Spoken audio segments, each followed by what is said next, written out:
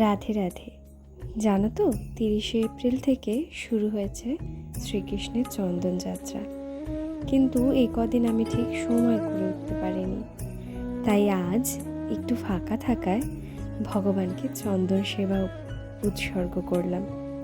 চন্দন পরিয়ে আবার তাতে একটু নকশাও করে দিয়েছি।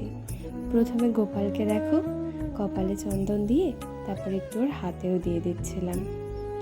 এরপর একে একে আমার বলরাম, সুভদ্রা, জগন্নাথ দেব এদেরকেও একটু ডিজাইন করে একটু সুন্দর করে চন্দন লাগিয়ে দিচ্ছিলাম, যাতে দেখতেও একটু ভালো লাগে আর এত গরমে ওদের যেন একটু আরামও হয়।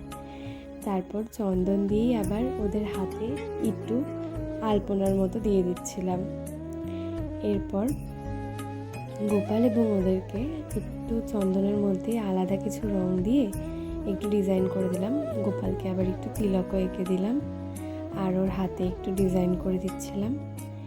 তার সাথে সাথে আবার জগন্নাথ, সুভদ্রা, বলরাম ওদেরও কপালে একটা করে তিলকের মতো আঁকিয়ে দিয়েছি, যাতে একই রকম কালারের ইয়েটা না লাগে, একটু যেন ভালো লাগে। একটা আলাদা কালার থাকলে পরে দেখতেও যেন ভালো লাগে একটু, তার জন্যে। তারপর অনেক দিন ধরেই মনটা চাচ্ছিল একটু ওদেরকে এইভাবে সুন্দর করে সাজিয়ে দিই ফুল টুল দিয়ে, কিন্তু সময় হয়ে উঠছিল না, তাই একেবারে চন্দন পরিয়ে ফুল দিয়ে সাজিয়ে দিলাম।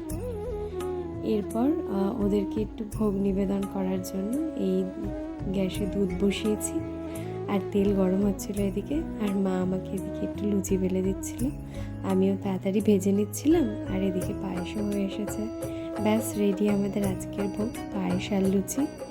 ভগবানকে একটু ফল সহযোগে সেটাই নিবেদন করলাম। এভাবেই কাটলো আমার আজকের দিনটা। হর হর মহাদেব।